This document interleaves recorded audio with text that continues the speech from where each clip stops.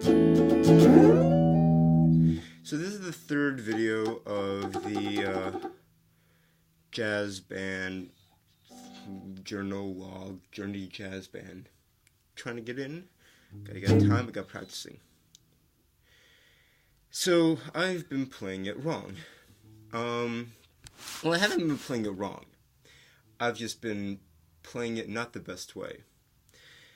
And this has to do with the chords. The chords that I've been playing were just kind of guesses that kind of include all the notes, but it doesn't prioritize any specific notes. What my guitar teacher said, oh, by the way, I had my first guitar lesson. He said that the most important parts or intervals of a chord is the third and the seventh. Some of the chords that I've been playing have only 1/7 chord. For example, this chord for the F7. Yeah, that's a seventh, but there's only 1/7.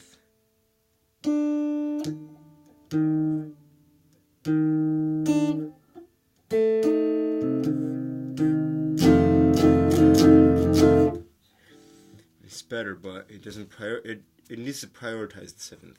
So he gave me a chart of how to of the types of chords, and kind of have to relearn the types of chords. So also this really hard chord is actually not the best way to do it.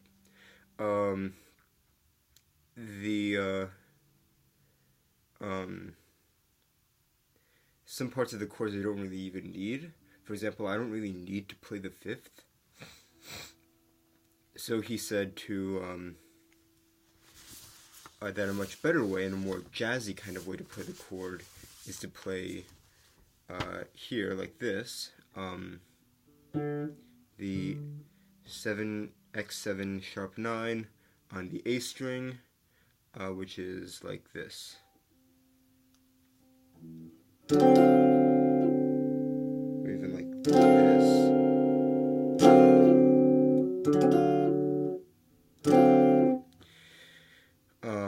Which makes it a lot easier. Before it was like,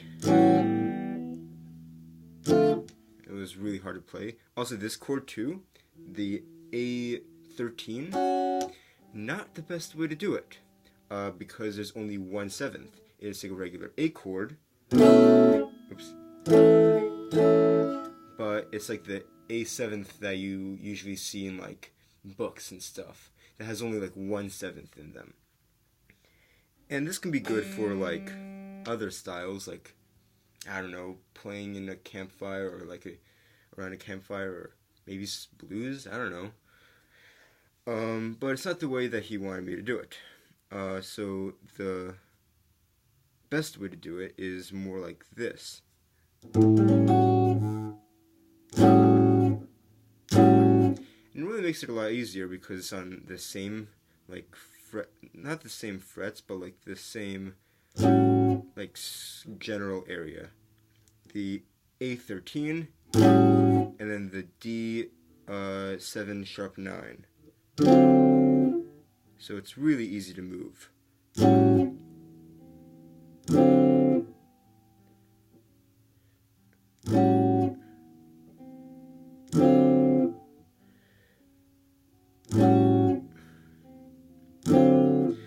The problem though is I have to spend some time memorizing it. Also the F7, the only one I really got, the only place where I found a seventh in the chord chart is X7 and then in parentheses sharp 9, because it's supposed to be on the root A. Yeah, this is on the root A.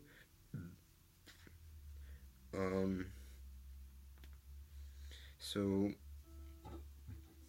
I'm not really sure if I need to play the 9th, but it sounds familiar, and I don't really remember how he wanted me to play it on, yeah, because he circled a 7th on E, which makes sense to play a F7 on an E.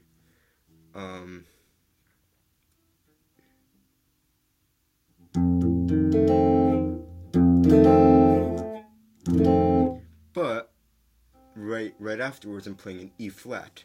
So you can kind of imagine that it'll be a little difficult to play an E flat given that this is on the E string and I need to go up 2 frets. I can't do that. I mean, I can go up 11 frets, but it's not the same. It has to be on the A string. And the only one I found is X7 and in parentheses 9. But I'm guessing I don't play the notes that are in the parentheses because there's like these two are in parentheses. C, D, E, F.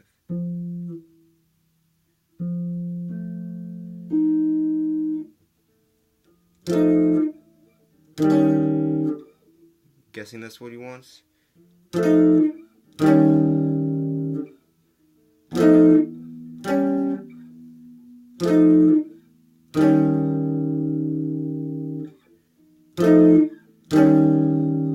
What I could do is have it on the D, but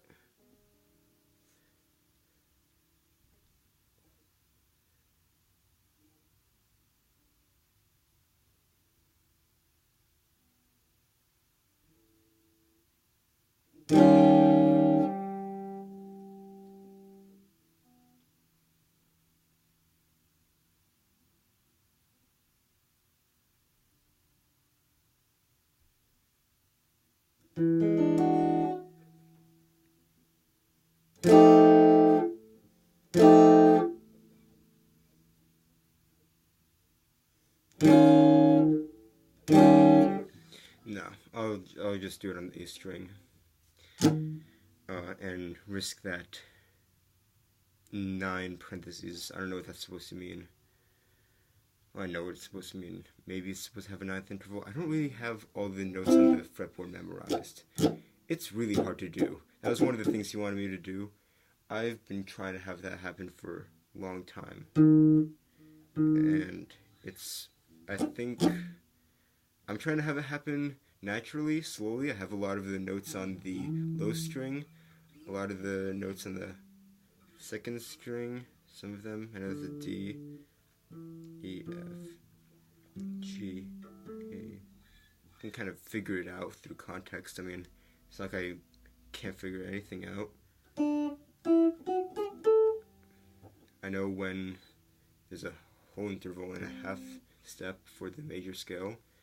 B to C is half, E to F is half, everything else is whole. It's simple. I learned that since I was a small child. So, I'm gonna have to do a lot of relearning. The G, I'm trying not to practice. I'm not practicing the old way, just in case I accidentally do it. I don't want that to happen. Some chords are harder, like the G6, G6/9. A little harder to do. I have to stretch my pinky, reach that note. I think he had me do that because I was stretching my hand a lot for this note. So he was like, fine, you can use this to stretch your hands.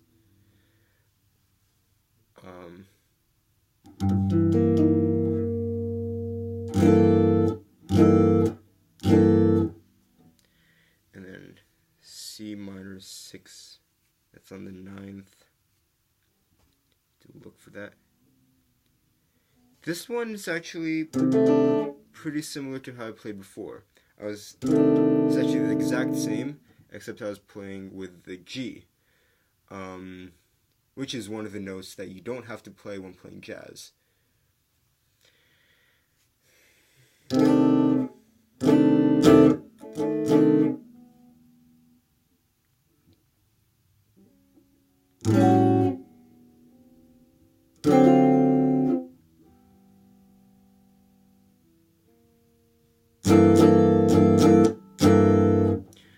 I also go into some clapping exercises to to practice counting. I haven't done that in a long time. When I was playing trumpet, I spent almost all my time just kind of listening to the other people play and kind of matching that. So I've done almost no counting in my life, and like when there was long breaks, instead of counting, I just kind of waited for like a kind of a cue and kind of get used to that. I mean, probably the first time I played, I was probably a little late for the cues, but after learning, or a little late for playing, but after learning what the cues are and listening to the other people play, I learned where to go. But it's something that I should learn.